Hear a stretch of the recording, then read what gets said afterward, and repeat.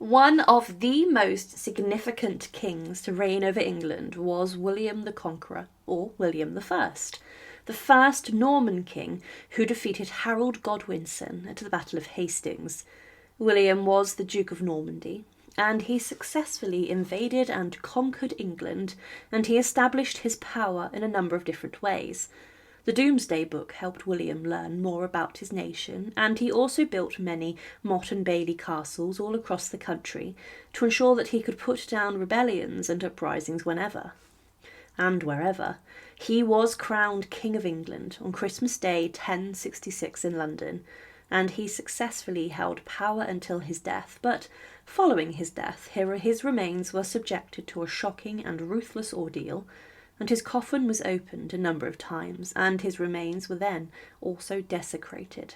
To support our channel, please make sure to subscribe.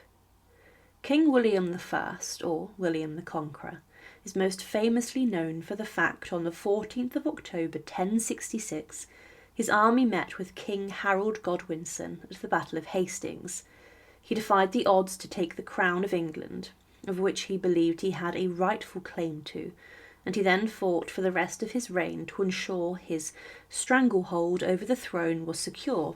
William was hated inside of England. The population hated the fact they were now being ruled over by a Frenchman, and there were many revolts that broke out. One of the most ruthless ways that William dealt with this was by ordering a huge purge and destructive action in the north of England, known as the Harrowing of the North. Settlements were burnt to the ground, people were slaughtered, and even salt was planted into the soil to prevent crops growing in an area, depopulating thousands. He gave land to his Norman followers and French nobles, and he introduced a new system of government. However, he died on the morning of the 9th of September 1087, at the age of 59, which was very old for a man of the early Middle Ages. It was said in the Anglo-Saxon Chronicle of the time that also in the same year, before the Assumption of St. Mary, August 15, King William went from Normandy into France with an army, raided against his own lord, Philip the King, and killed a great part of his men, and burnt down the town of Mantes, and all the holy ministers which were inside the town. This thus done, the King William turned back to Normandy. He did a pitiful thing, and more pitiful happened to him. How more pitiful? He became ill, and that afflicted him severely. He had ruled England for 21 years, and Normandy for 31. 4 weeks before his death, he tried to capture the French town of Mantes. But William the Conqueror wasn't the healthiest man. It was said that during the battle, his stomach protruded over his saddle, and that he was thrown off his horse against the pommel, and that his internal organs were ruptured. It was stated by a chronicler that here might be seen the wretchedness of earthly vicissitude, for that man who was formerly the glory of all Europe, and most powerful than any of his predecessors, could not find a place of everlasting rest without contention. One account of his death claimed William was very corpulent and fell ill from exhaustion and heat, and that he continued to get worse, and that he gave way to repeated sighs and groans. In his final moments, he confessed his sins, and he even gave money to churchmen whose churches he had attacked. When he died, there were many bishops, abbots, and others, including doctors, who were by the English king's bed. It was claimed that William on his deathbed said, "I treated the native inhabitants of the kingdom with unreasonable severity, cruelty, oppressed high and low, unjustly disinherited many, and caused the death of thousands by starvation and war, especially in Yorkshire. In mad fury, I descended on the English of the north like a raging lion, and ordered that their homes and crops, with all of their equipment and furnishings, should be burnt at once, and the great flocks and herds of sheep and cattle slaughtered everywhere. So I chastised a great multitude of men and women with the lash of starvation, and alas, was the cruel murderer of many thousands, both young and old, of this fair people." After his death, the body of the English king was taken to Caen, and he was buried in the church of St. Stephen in the Abbey Oxholmes. There was no one to prepare for his royal funeral and burial, and a common knight was left to make the funeral arrangements. The body of William was taken down the River Seine to Caen, and there was much chaos as a fire broke out, but inside of the church a funeral occurred, and someone during the proceedings claimed that William was a robber and that he had stolen this man's place of burial. Something very bad then happened.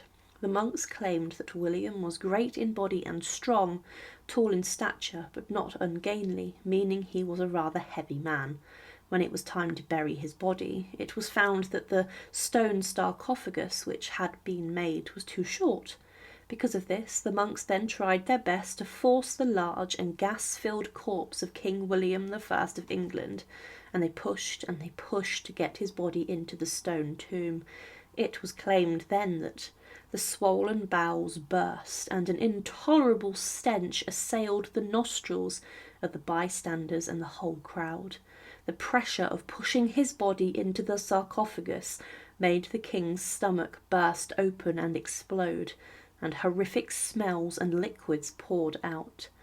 There was not enough spices to cover up the smells, and he was just then interred in the tomb. William Rufus, or King William II of England, commissioned a tomb for his father, and it was said that this was a noble tomb, which to this day shines with gold and silver and precious stones in handmade style. The tomb of William I remained undisturbed until 1552, but then the tomb was opened. The Vatican had ordered this, and it was found that William's embalmed body was intact. His body had been embalmed in an attempt to keep away decay and rot. But then, in the same century, the sarcophagus of William the Conqueror was desecrated by a mob who believed that inside of the tomb was treasure, and when they broke into the tomb, they threw the body of the king out and scattered his remains.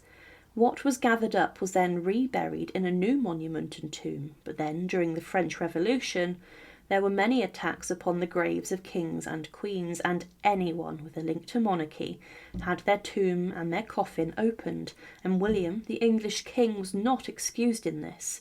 His tomb was opened, and his bones were thrown into the River Orne, and his tomb was then smashed up and ruined. The only thing that survives of King William I of England is a single thigh bone, and this is today inside the same abbey where he was originally buried, and is covered by a marble slab in front of the altar. An inscription marks the place saying, "Here lies the invincible William the Conqueror, Duke of Normandy and King of England, founder of the house who died in the year 1087.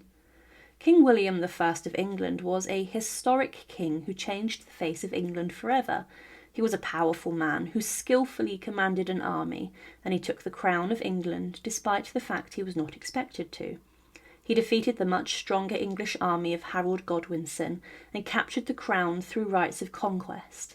The Anglo-Saxon Chronicle stated that he who was earlier a powerful king and lord of many a land, he had nothing of any land but a 7-foot measure, and he who was at times clothed with gold and with jewels, he lay then covered over with earth."